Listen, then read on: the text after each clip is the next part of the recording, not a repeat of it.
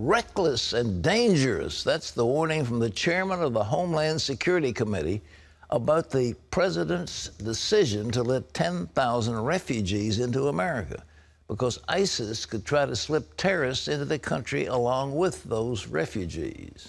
The president made that announcement as Europe is overwhelmed with migrants from Syria. And it's all happening as al-Qaeda is calling for more terrorist attacks on the United States. Caitlin Burke has the story. Germany is filling up. One of the top destinations for Syrian refugees, the country originally opened its doors to the migrants fleeing from their countries. Now it's implementing temporary border controls, many calling it a strong message to the rest of the European Union to step up and start shouldering some of the burden. There's a need for shelters and care, and I hope it will start during the next days. Munich can do a lot, but we can't accomplish it all by ourselves. Germany's internal minister says that according to EU rules, his country isn't technically responsible for the migrants. They're supposed to be registered and processed in the first EU country they arrive in. He's urging other countries to apply those rules and stop allowing the people seeking protection to choose the country in which they get it from.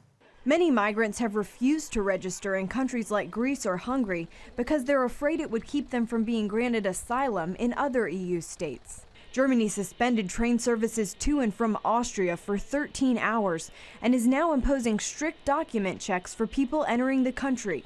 Measures officials say are necessary for Germany to limit the number of people coming in and reinstate a more orderly entry process. Here at home, some lawmakers are voicing concern that President Obama's decision to allow 10,000 refugees to be brought to the U.S. will put the country in danger.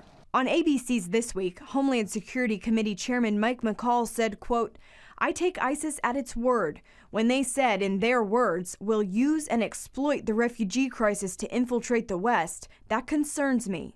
McCall said that while the U.S. is a compassionate nation, this move by the president could be a very reckless and dangerous policy. He also said that the U.S. has already disrupted a security threat to Pope Francis's upcoming visit to the U.S. Over the weekend, al-Qaeda's leader called on young Muslim men to carry out lone wolf attacks in the U.S. and in other Western countries. Caitlin Burke, CBN News. Well, folks, we're seeing the penalty of inaction. A great power cannot do nothing. We can't stand on the sidelines or sit on the sidelines and hope that somebody else will do our job for us. Nobody is going to do it. And because of the inaction of our president in Syria, particularly where he laid a red line down and then ignored it, and what happened in Iraq where he failed to follow up and have a status of forces agreement, et cetera, we're paying the price for it. And the place is in turmoil, and that turmoil is bubbling over into Europe, and then it's going to bubble over here. And without question, we should take some of these people. Without question, it's a humanitarian crisis which we help foment. But at the same time, these people need to be vetted. You just can't let anybody across that wants to come in. You've got to find out whether they're part of ISIS or al-Qaeda or some other radical group. But from a humanitarian standpoint, we can certainly accommodate 10, 20, 30,000 of these people. And most of them are good people, and they're just terrified, and they've lost everything. And a lot of it is our fault. Well, going out to Kentucky, do we have two sets of rules for Kentucky? Kim Davis went back to work in Kentucky today, and she explained her position on the controversy of same-sex marriage licenses. Ephraim Graham has that story from the CBN newsroom. Here's Ephraim. Pat Davis says she will not interfere with her deputies who issue marriage licenses to same-sex couples, but she says she will not authorize them, and she questions whether they're valid. Davis read from a handwritten statement outside the courthouse where she works. She said, "I don't want to have this conflict. I don't want to be in the spotlight, and I certainly don't want to be a whipping post. I'm no hero. I'm just a person that's been transformed by the grace of God who wants to work, be with my family. I just want to serve my neighbors quietly without violating my conscience."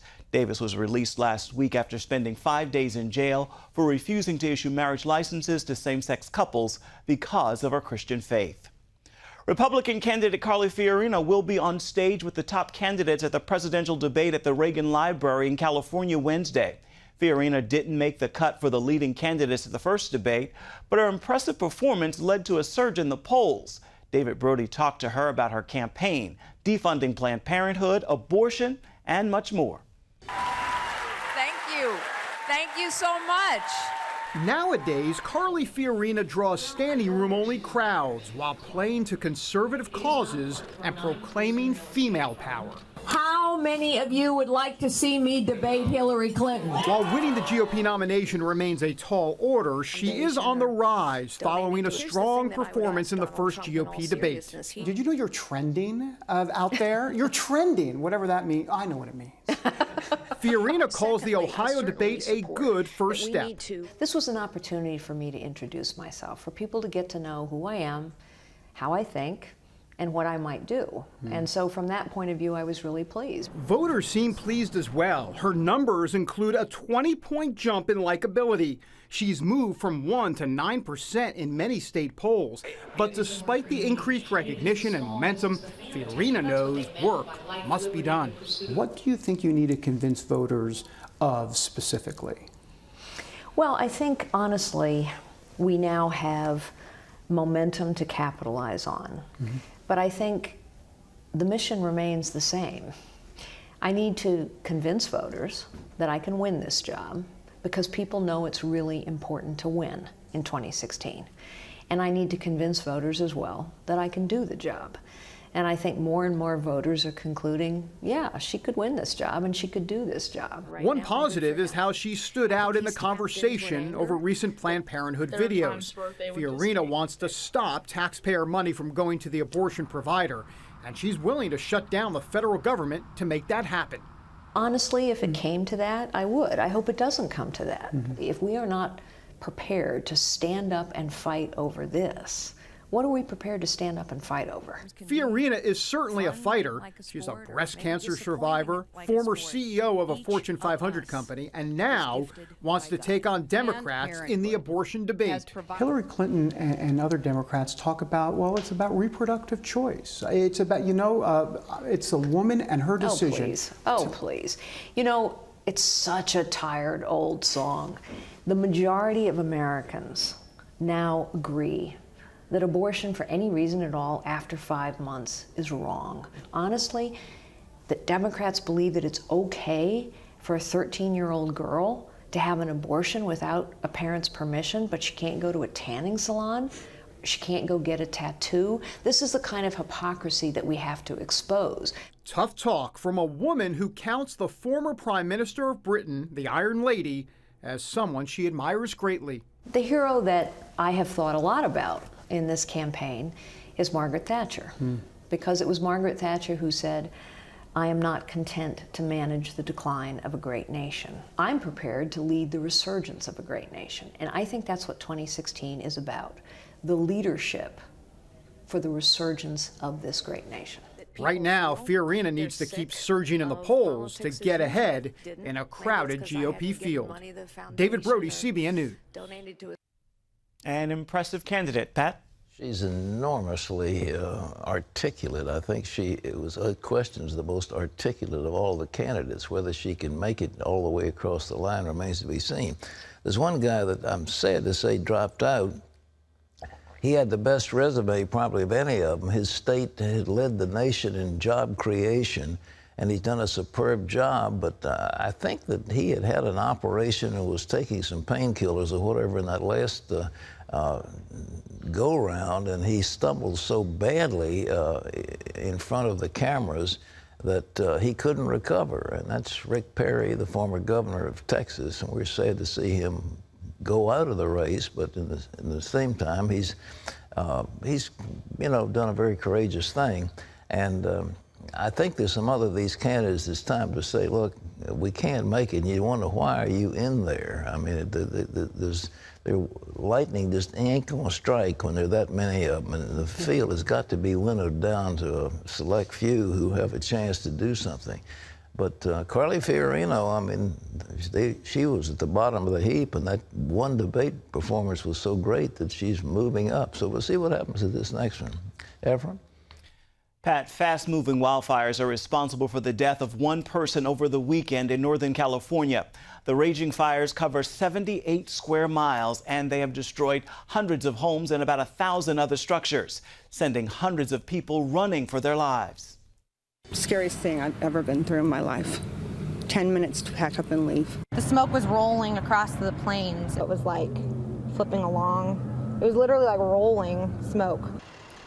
Several hundred firefighters have been battling the flames. 4 of them were rushed to the hospital with serious injuries. The fires are also creating a huge problem for ranchers who are losing millions of dollars worth of grazing land and cattle.